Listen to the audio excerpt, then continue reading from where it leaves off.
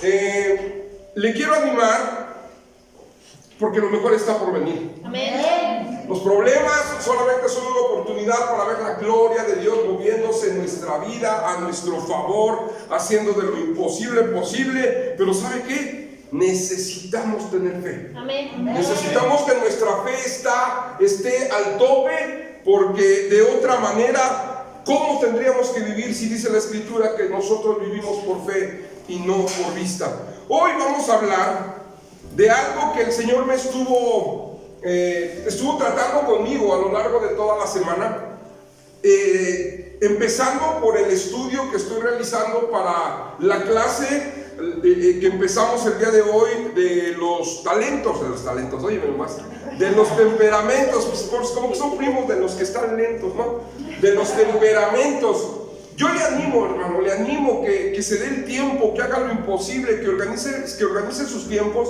Y si es posible llegar desde las 3 de la tarde, estaría excelente. Estamos hablando de lo que los temperamentos son, de lo que los temperamentos hacen en nuestra vida, de cómo el Espíritu Santo a través de la palabra de Dios nos ayudará para poder cambiar las circunstancias y que nuestros talentos no nos lleven a hacer el mal, sino que se rindan delante del Rey de Reyes y Señor de Señores.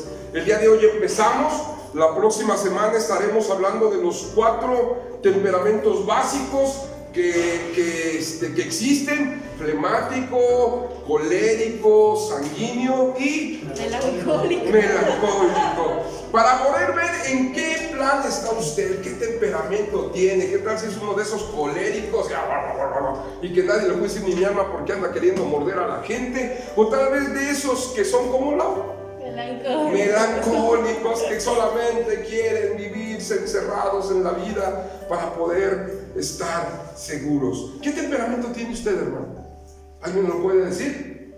Sí. Aquí lo podemos descubrir. Yo sé que sí. ¿Cuál es, hermano? Melancólico. Por eso se lo sabe bien. ¿Va a ser el intento de venir a clases, hermano? Amén. Gloria a Dios. Yo sé que va a ser para su edificación. Si usted se da el tiempo, créanme.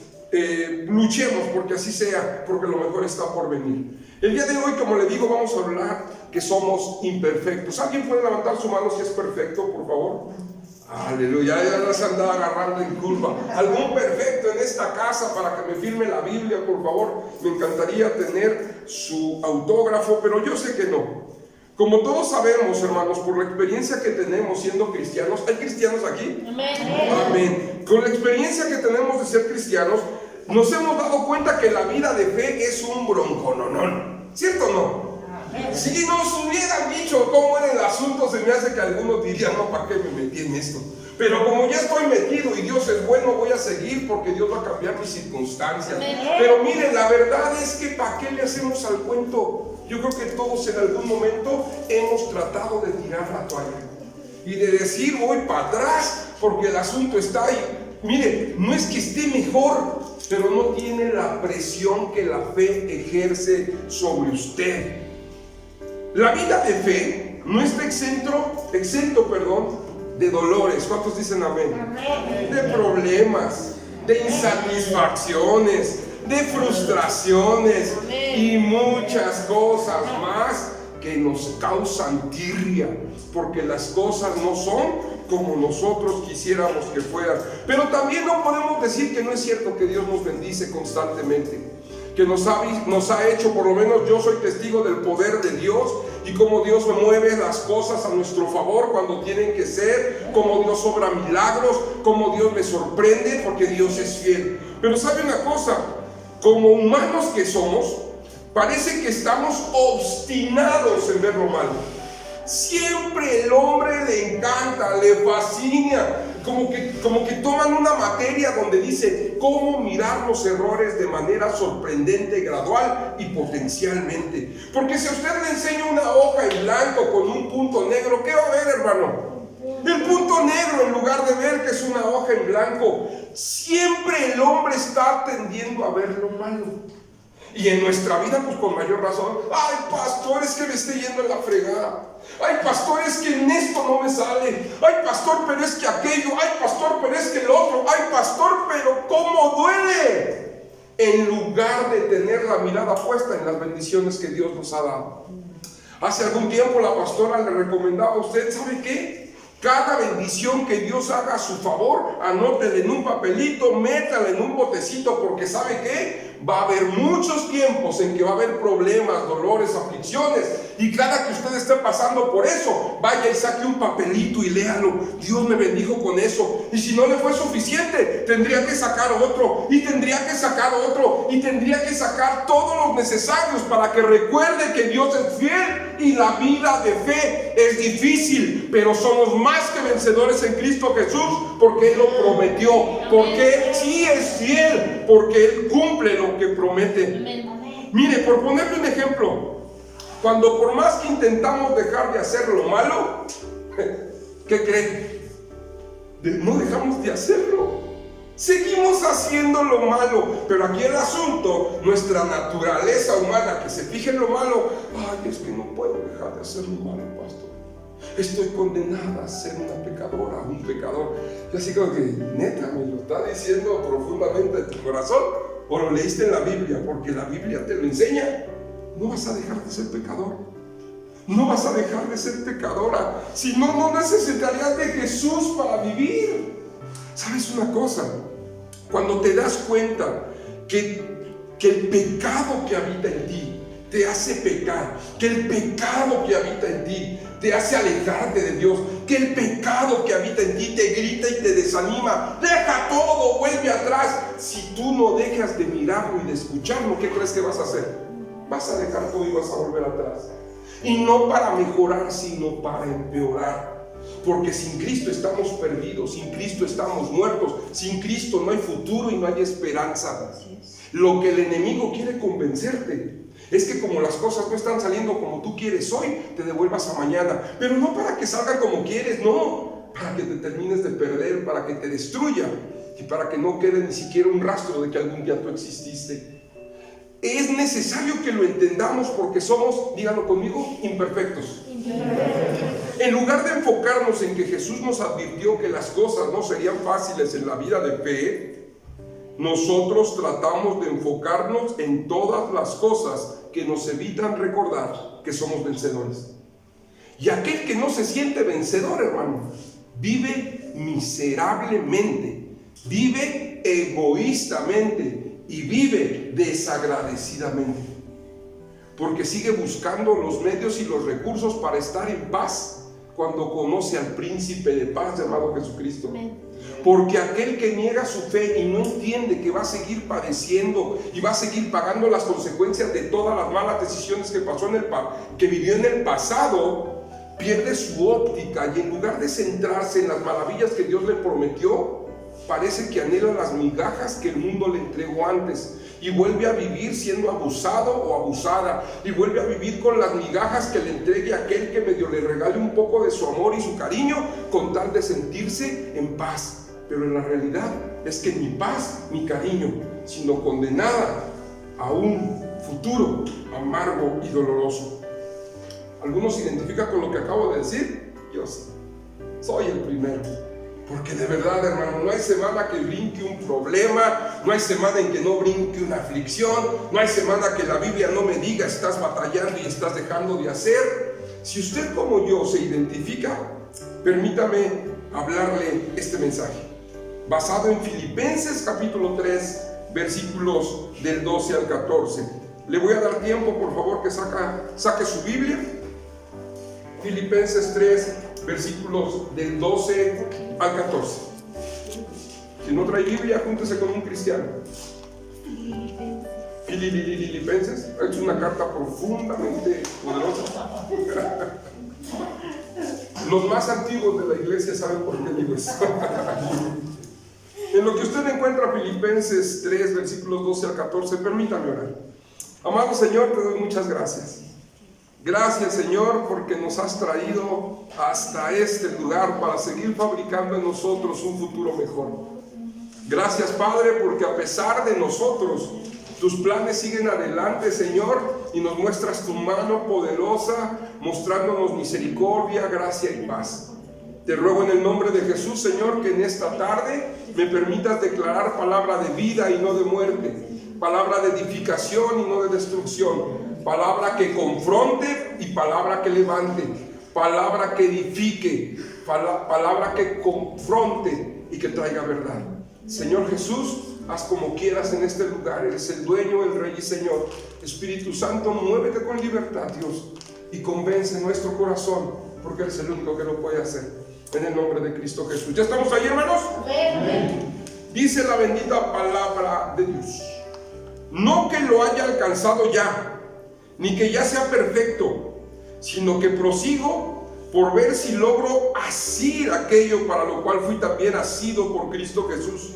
Hermanos, yo mismo no pretendo haberlo ya alcanzado, pero una cosa hago, olvidando ciertamente lo que queda atrás y extendiéndome a lo que está delante, prosigo a la meta, al premio del supremo llamamiento de Dios en Cristo Jesús. Aleluya. Mire, ¿sabe quién escribe estas líneas? El famosísimo apóstol Pablo. Sincerándose, Pablo escribe esta carta a un grupo de hermanos que, como usted y como yo, seguramente lo tenían en un concepto, hombre, del mejor hombre de Dios que pudieran haber conocido. ¿Qué hubiera usted pensado del apóstol Pablo si lo hubiera conocido? Hombre, este vato, hombre, ¿verdad? Cristo y él aquí a la mano, ¿sí o no? Sabiendo tremendo poder que había en él, todo lo que logró. Y mire Pablo, diciéndole, les digo una cosa, no me lo van a creer, pero sigo pecando. Oye, Pablo, eres Pablo. O sea, ¿qué onda contigo? Sí, lamento si alguno siente alguna tristeza porque Pablo peca. ¿Y sabe qué? Pablo se equivoca. No, si ya no, Pablo. O sea, ¿cómo que también te equivocas? O sea, el Espíritu Santo y tú tienen línea abierta. O sea, el WhatsApp eterno, tú y yo lo manejas perfectamente con el Espíritu de Dios. O sea, si tú tienes dudas, el Espíritu clarito te ha de decir: Pablito, no seas sonso, pum, camínele para acá. ¿Y qué dice Pablo? No, la riego, soy imperfecto, me equivoco. Pero ¿sabe una cosa, hermano? A pesar de eso, Pablo dijo: no me voy a detener a lamentar lo que no puedo cambiar. Dejo lo que quedó atrás. Hermano, ¿para qué fregados seguir trayéndolo de atrás? ¿Para qué? ¿De qué le sirve? Ay, no sé por qué me acordé de qué pompó. ¿Sabe por qué me vino a la mente? Porque su pasado lo compró Jesús en la cruz del Calvario y ya lo perdonó. Ya tiene que dejarlo usted allá donde pertenece. Deje de voltear a ver: ay, aquello, ay, aquella, ay, ya, hermano, ha pasado allá. Dijo el apóstol Pablo: cualquier cosa que yo haya vivido en el pasado es basura, sea bueno o sea malo, porque por lo que estoy por alcanzar es mucho mejor que cualquier cosa que el mundo me ofrezca, por más grande que esto sea. Nosotros, como seres imperfectos, debemos de entender que la perfección no la vamos a alcanzar aquí. La perfección la alcanzaremos cuando Cristo esté bajando de los cielos y venga por su iglesia, porque seremos despojados de este cuerpo, el cual nos lleva a pecar, el cual nos hace hacer lo que no debemos de hacer, aquel que nos desanima, aquel que en lugar de nos impulsa, nos dice: tranquilo, tranquilo.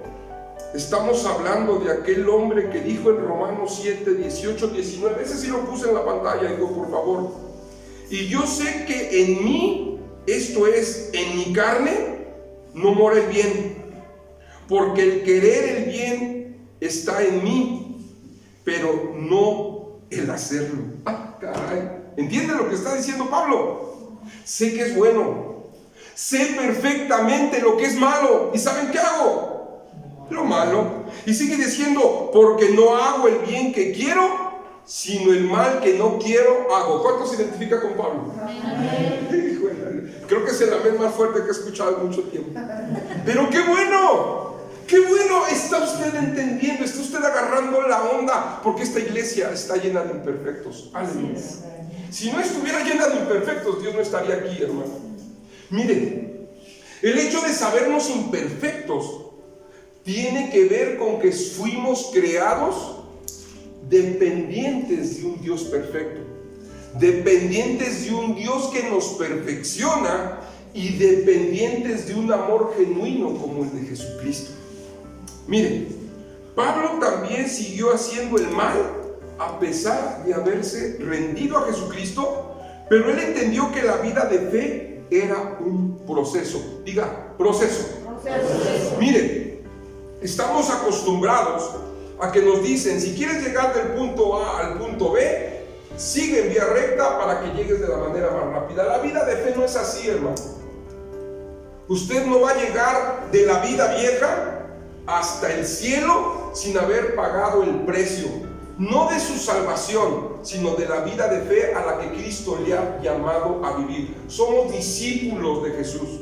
Seguimos su ejemplo y seguimos sus pisadas, sus consejos. Hacia donde nos dice movernos, nos deberíamos de mover. Pero aunque sabemos que debemos de hacerlo, terminamos haciendo lo que queremos.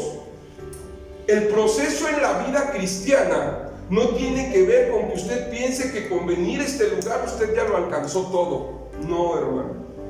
Hay gente, yo le he escuchado decir, no hombre, yo ya alcancé la salvación y ya con eso tengo, y sigue siendo la misma mula en su casa. Sigue tratando mal a su gente, sigue diciendo malas palabras, sigue pensando y deseando lo que el mundo le ofrece, pero cuando viene a esta casa, oh Señor, yo te amo.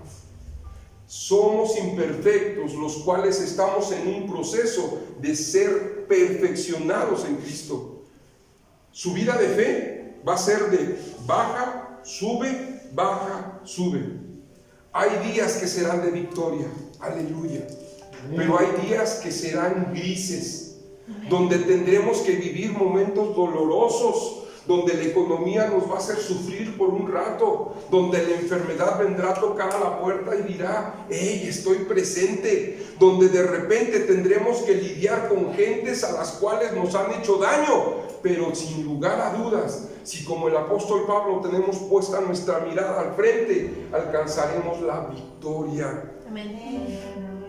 Quiero invitarla de forma breve que analicemos la vida de 3 hombres de fe, de 3 grandes hombres de Dios y el proceso en su vida que llevaron, una vida de fe. ¿De quién estoy hablando? De David, de Abraham y de Pedro. Y va a ser muy rápido porque yo no quiero que pierda usted la idea que le quiero dejar. Una iglesia imperfecta, lista para vencer. David. ¿Alguien recuerda cómo era conocido David según el libro de Hebreos? Dice que era un hombre conforme al corazón de Dios. ¡Wow! Otro mundo. O sea, no nomás escribieron las mañanitas. Era también conforme al corazón de Dios. O sea, hay que tomar algo que ver, ¿verdad? Fíjese, si usted también hubiera conocido al buen David, seguramente usted se hubiera deslumbrado entre algunas otras cosas porque era un rey poderoso, por sus riquezas, por el poder que alcanzaba como rey, y tal vez porque usted pensaría que era un hombre extremadamente sabio. Pero ¿sabe una cosa? Fue un hombre que cometió adulterio. Se metió con la mujer que no debía. Y no solamente eso, tremendón el muchacho. Porque también en un día así como que no sabía qué hacer, y cuando de repente se iba a descubrir todo lo que hizo, se convirtió en el autor intelectual de la muerte de uno de sus hombres de guerra. Sí, hermano, David, el buen David, fue un asesino. Estamos hablando de un adúltero y de un asesino, pero por ello tuvo que pagar consecuencias duras. Y eso es algo que debemos de entender, hermano. A veces nos lamentamos por las circunstancias que vivimos, pero nos fijamos en el hoy y no en lo que hicimos ayer. Usted vive las consecuencias de su pecado, afróntelas. Dígale, ok, tengo que pagar las consecuencias, y empiece a tomar decisiones que le lleven a cobrar consecuencias buenas. Mucha gente se queda en la vida de fe porque a pesar de que sabe que cometió graves errores y que tiene que pagar consecuencias por ello, quiere que Dios le haga el milagrito así de volada. De volada. ¿Y saben cuándo Dios le va a hacer el milagrito de volada?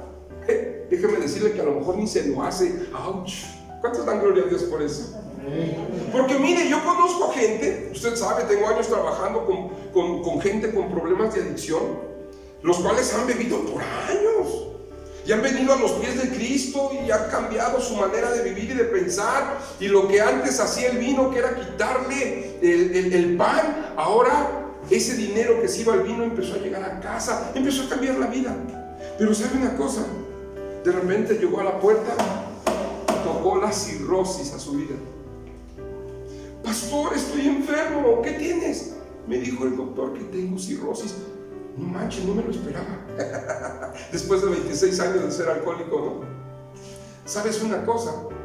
Yo tengo un Dios de poder que te puede quitar la cirrosis. Amén. Yo tengo un Dios de poder que te puede quitar tu enfermedad. Amén. Pero si tu enfermedad es a consecuencia de tu pecado, aprende, hermano. Aprende lo que hiciste mal. Porque muchas veces esa enfermedad que te va a llevar a la muerte, no lo deseo, pero que puede ser posible, te va a dejar las mejores enseñanzas que puedas haber tenido en toda tu vida sin enfermedades. Debes de aprender a afrontar las consecuencias de tus malas decisiones, tomarlas por los cuernos, enfrentarlas y vencerlas. Y esa es una característica que tenemos que aprender del buen David. Porque David no se quedó a lamentarse, ay, me metí con la mujer que no era, ay, Señor, ¿qué voy a hacer? Ay, Dios mío, ¿sabe qué? Del fruto de esa mala relación vino un hijo. ¿Y sabe qué pasó con ese hijo? Murió. Y no solamente las consecuencias llegaron hasta que este pequeño niño murió, sino que más adelante un hijo llamado Absalón estuvo correteando a su padre, tratándolo de matar por las malas decisiones que tomó David. Uno de los salmos que más me gustan y que habla de lo que es el corazón de David conforme al corazón de Dios es el Salmo 51. ¿Lo ha escuchado alguna vez? Le voy a invitar a que lo leamos solamente en una porción para que usted entienda cómo David tomó el toro por los cuernos. De ninguna manera evitó confrontarse con las consecuencias de su pecado, sino que trató de seguir adelante sabiendo que Dios es fiel a pesar de la infidelidad de nosotros. Dice el Salmo 51, un salmo que se conoce como un pedido de restauración. Ten piedad de mí, oh Dios, conforme a tu misericordia. Conforme a la multitud de tus piedades, borra mis rebeliones. Él sabía que pecó. Lávame más y más de mi maldad y límpiame de mi pecado. Porque yo reconozco mis rebeliones. ¿Qué hizo, hermano? Reconoció sus rebeliones y su pecado está siempre delante de mí. Siempre se acordaba de lo que había hecho mal. Contra ti solo he pecado y he hecho lo malo delante de tus ojos, para que sea reconocido justo en tu palabra y tenido por puro en tu juicio. David reconoció su pecado, se arrepintió y le pidió perdón a Dios. Versículo 5 dice: he aquí en mi maldad he sido formado y en pecado me concibió mi madre. He aquí tú amas la verdad en lo íntimo y en lo secreto me has hecho comprender sabiduría. En los momentos más difíciles que estaba viviendo en su vida, comprendió cosas que no hubiera comprendido en otro momento. Si estás pasando dolor, hermano, si estás pasando aflicción, si estás pagando consecuencias por tus malas decisiones, no solamente llores, dile: Señor, ¿cómo es el asunto? ¿Dónde es que obré mal? ¿Dónde es que pensé mal? Para que digas igual que David: comprendí lo que yo había hecho. Y luego dice el versículo 7: purifícame con hisopo y seré limpio, lávame y seré más blanco que la nieve, hazme oír gozo y alegría y se recrearán los huesos que has abatido. Tanto estaba sufriendo, hermano, que él en sus huesos sentía el dolor, físicamente sentía el peso de su pecado. Esconde tu rostro de mis pecados y borra todas mis maldades. Crea en mí, oh Dios, un corazón limpio y renueva un espíritu recto dentro de mí. ¿Qué le estaba diciendo? Estoy puerco, Señor. Quiero hacer lo bueno y no lo puedo hacer, pero yo sé que tú puedes cambiar esa circunstancia. No me eches delante de ti y no quites de mí tu Santo Espíritu. Lo que aquel hombre estaba viviendo, con la riqueza que tenía, con el poder que tenía, él podría haber dejado y abandonado todo y dejar a Dios como su Dios.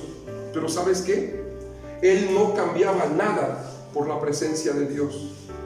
Nunca dejes la vida de fe ni a Jesucristo por los dolores que estás viviendo, porque lo más valioso que tienes no es el que tengas o no tengas algo material. Lo más valioso que tienes se llama Jesús, y si lo pierdes, lo has perdido todo, hoy y en la eternidad. El buen David, un hombre que pensaríamos que nunca pecó, realmente lo hizo, y de forma dura y artera. Pero hablamos de Abraham, el padre de la fe, aquel hombre el cual tenía una relación tan estrecha, pero tan estrecha con Dios, que ¿saben cómo lo llamaban? El amigo de Dios. ¡Ay, qué chulada! El amigo de Dios. Tanta era su fe, que él abandonó absolutamente todo lo que tenía con tal de obedecer a Dios. ¿Cuántos dicen amén? Amén. ¿Cuántos son capaces de hacer lo mismo? ¿Cuántos realmente son capaces de abandonar todo? Dejar padre, dejar madre, dejar herencia, dejar trabajo, dejar sus sueños, dejar su futuro, por decir, sí, Señor, aquí estoy, voy a donde tú me digas, y no me diga amén. Porque usted sabe que hasta hoy no ha sido capaz de hacerlo de todo su corazón y con toda la pasión. Y no que Dios le esté recriminando y diciendo, dame todo, no. Pero seguimos con las prioridades alrevesadas. Pero ¿sabe qué? Hay una buena noticia. Dios puede cambiar corazones y hoy es tiempo de empezar a hacer lo correcto, porque no tenemos condenación en Cristo Jesús, sino una nueva vida. Y yo que usted me gozaba y decía amén y decía gloria a Dios, algo, hermano, que me sepa hacer que usted esté entendiendo lo que le estoy hablando. Letargo, levántese, haga algo por entender lo que le estoy predicando. Cambie su figura y su rostro por un rostro de esperanza, porque el hecho de decirle que somos imperfectos quiere decir que tenemos aún en medio de nuestra imperfección bastante esperanza y mucho por qué seguir trabajando.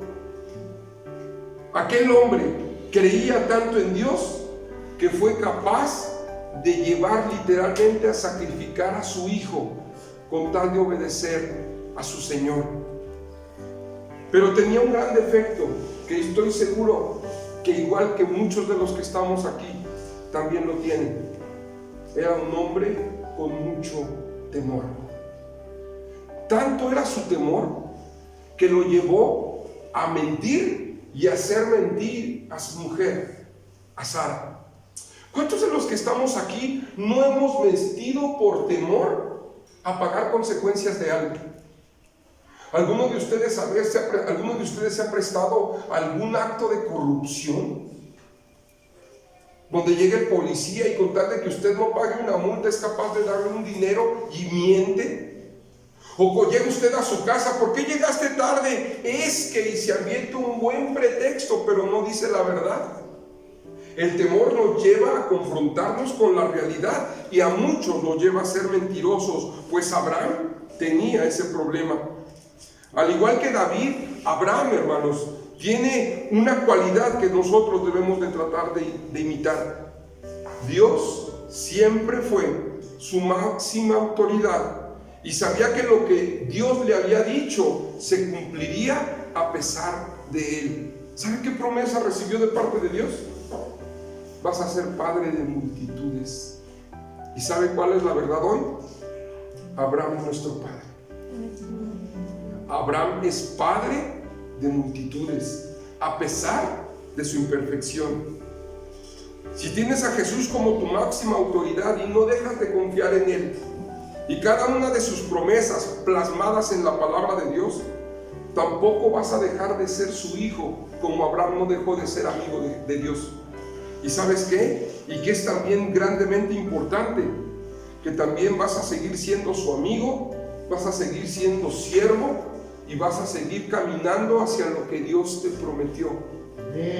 Eres infiel igual que yo, pero esa infidelidad no tiene que hacerte llevar a que te rindas. Y por último, el buen Pedro.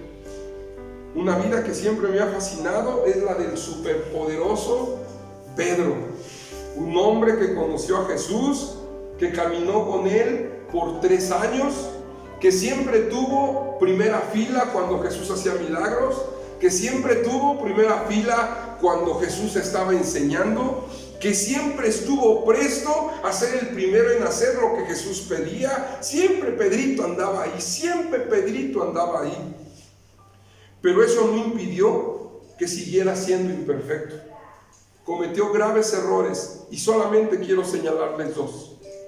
El día que llegaron a apresar a Jesús, ¿alguien lo recuerda? Llegaron a apresar a Jesús. Pedro sacó una espada y a bola de espadazos quiso defender al maestro. Para empezar, un discípulo de Jesús armado. A ver, hermano, levántese las enaguas, no voy a hacer que alguien traiga un cuerno de chivo y ni cuenta lo vemos, ¿no? Pedro escuchó con toda claridad: bienaventurados los pacificadores.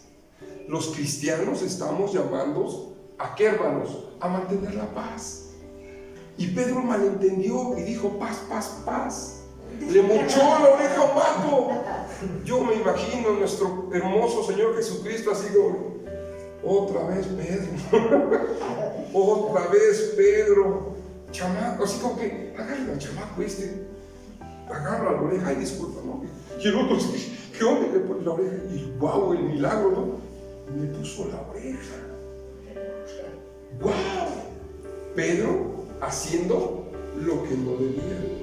Y no quedamos ahí, porque tal vez el error más doloroso que seguramente Pedro tuvo en su corazón, en su conciencia y en su mente, fue cuando después de que crucificaron al maestro en la cruz del Calvario y que pasó todo el padecimiento aquel, Pedro lo negó 3 veces. Y no solamente lo negó, hermanos, sino que hizo todo lo posible por no dejar huella de que él era un discípulo de Jesús. ¿Por qué lo digo?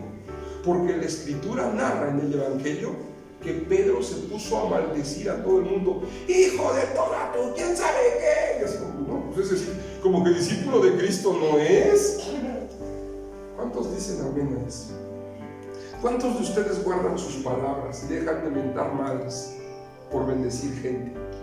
Porque si usted sigue hablando tepocatas, víboras prietas, déjeme decirle que no parece discípulo de Cristo, sino discípulo del diablo. Ay, pastor, es que aquí es algo tan natural, es que es parte de la cultura cuernos, hermano, ese es un pretexto. Toda palabra que sale de sus labios, toda palabra que sale de mis labios, va a ser tomada en cuenta el día del juicio final. Tenga cuidado con lo que habla. Pedro, con tal de no, pero él lo hizo con alevosía, él quería que no pareciera cristiano. Usted se dice cristiano, haga una bronca. Pero Pedro negó 3 veces al maestro y todavía se puso a mentar madres. ¡Qué duro! Estamos hablando de Pedro, hermanos, aquel que caminó tantito sobre las aguas, aquel que pudo tomar la mano de Jesús y lo sacó todo despabilado, aquel, hermano, que realmente se convirtió en uno de los líderes más importantes de la iglesia cristiana. Porque sí, independientemente de sus defectos, independientemente de su imperfección, el maestro lo siguió usando. Y sabía bien que Pedro era capaz, porque antes de que lo negara le dijo: Pedro, ven, apacienta mis ovejas. ¿Usted cree que Jesús no sabía que lo iba a negar? Claro, la Biblia lo dice: me vas a negar 3 veces. Maestro, ¿cómo crees? Yo, si soy capaz de dar la vida por ti, si quieres que me crucifiquen. Ay, Pedro, apártate de mí, Satanás, no entiendes. Pedro, le puedo sacar un montón de cosas de Pedro. Pero sabía Jesús que el corazón de Pedro, la mente de Pedro le pertenecían en verdad. y que a pesar de que se equivocó una y otra vez, haría el trabajo como debería de hacerlo. Pedro, un discípulo celoso de Dios, que fue capaz de ponerse al tú por tú con el buen Pablo. Se dieron un tiro, hermanos. Si usted no ha leído esa parte de la Biblia, yo lo invito. Se dieron un tiro Pablo y él, por celo de Dios. ¿Y saben quién ganó? Ni Pablo ni Pedro, ganó Dios. Porque tomó a dos seres imperfectos para hacer su obra.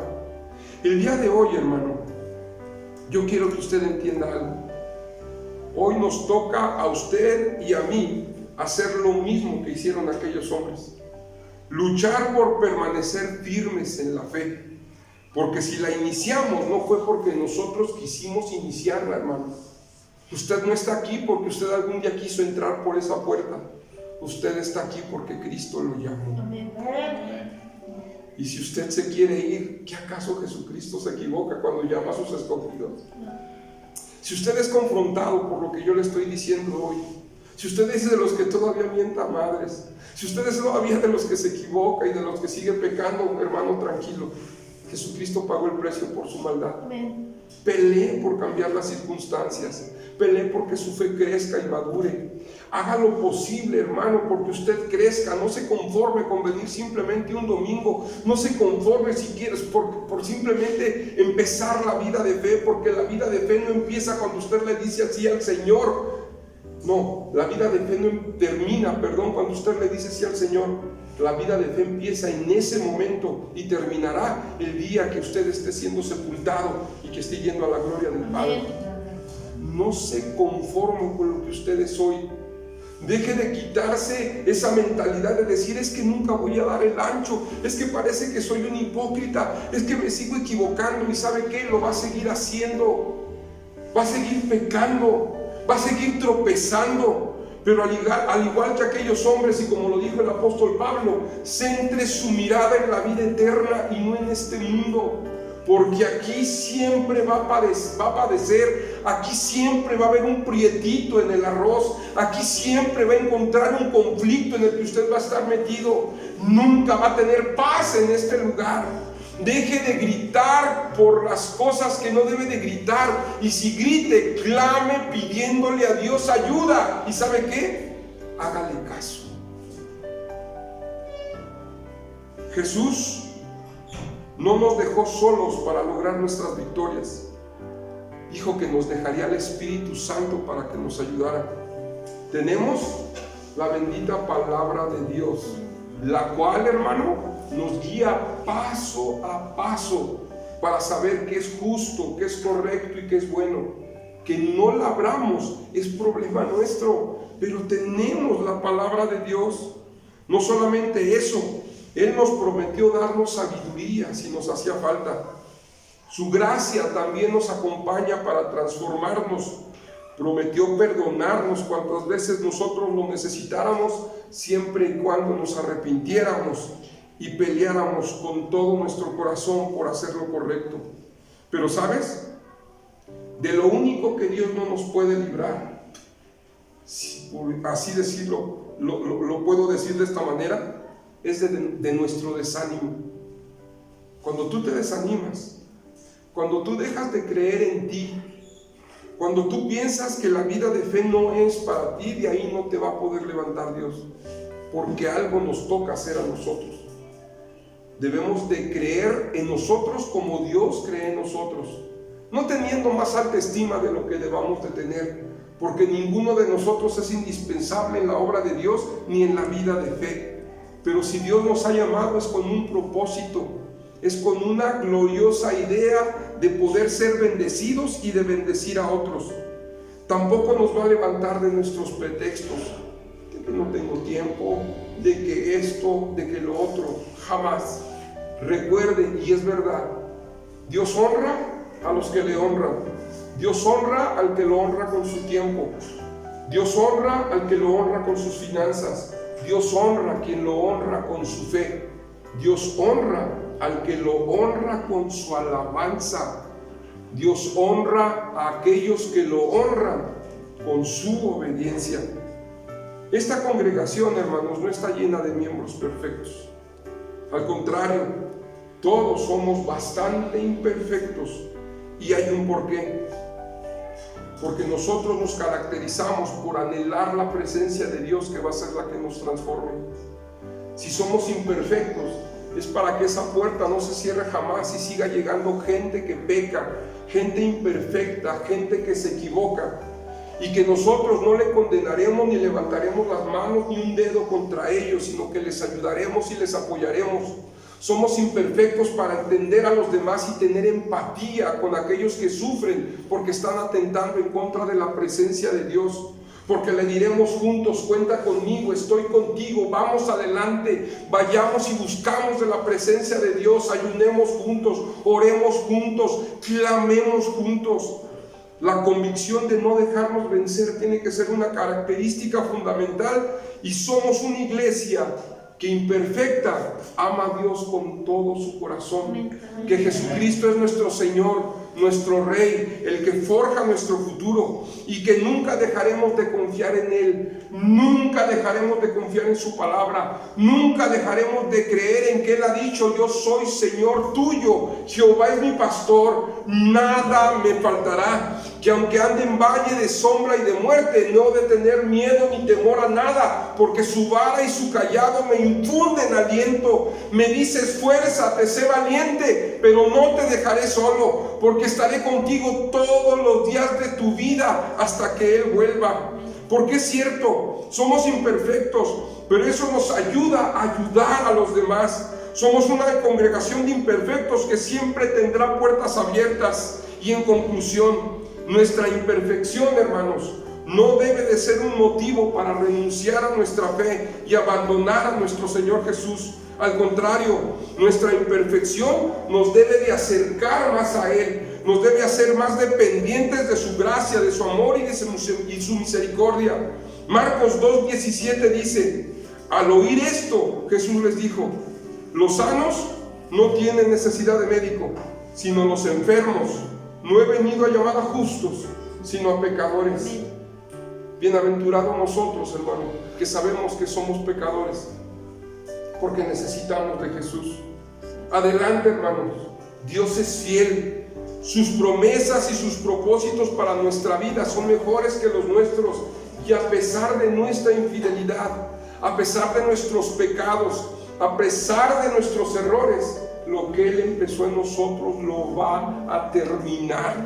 Y lo que hoy lamentamos y lloramos y nos desgarramos las vestiduras de impotencia, algún día hemos de alabar a Dios por la eternidad. Le diremos: Señor, cómo eres bueno, valió la pena, sufrí, lloré, perdí muchas veces, me vi casi derrotado, pero me levantaste con tu diestra de justicia, me hiciste perfecto, por eso estoy en el cielo. Filipenses 4:6 dice, y se lo declaro: aquel que comenzó en vosotros la buena obra, la perfeccionará hasta el día de Jesucristo. Póngase de pie y vamos a orarle a nuestro Señor. Aleluya. Y no le vamos a orar dándole gracias por nuestra imperfección, ¿está de acuerdo? Nos veríamos medio locos, ¿verdad? Ay, Señor, gracias porque soy imperfecto. No, pero sí oremos, le damos gracias que a pesar de nuestra imperfección nuestra, Él es perfecto, que a pesar de nuestra injusticia, Él es justo, y que a pesar de nuestras infidelidades, siempre, de los siempre, Él permanecerá fiel hacia nosotros. Hermanos, tenemos mucho por ganar, mucho por alcanzar, una esperanza enorme, y no solamente una esperanza eterna, sino una esperanza de victoria aquí y en el ahora, en el tiempo de Dios. Hay mucha gente que necesita escuchar un mensaje como este, porque a veces piensan que ser cristiano tiene que ver con perfección, y no es cierto. Alguna vez yo le comenté a usted, hubo gente que me dijo: ay, ahí los cristianos siempre van puros hipócritas. Digo, no se preocupe, siempre tenemos un lugar para uno nuevo, véngase. Porque ¿sabe qué? La gente afuera trata de vivir con una máscara, tratando de demostrar perfección, justicia y buen juicio, cuando en realidad están igual de perdidos que nosotros. La ventaja que tenemos nosotros de ellos Es que Jesucristo nos llamó a su presencia. Somos sus hijos, somos sus amigos, y ahora le bendecimos. Amén.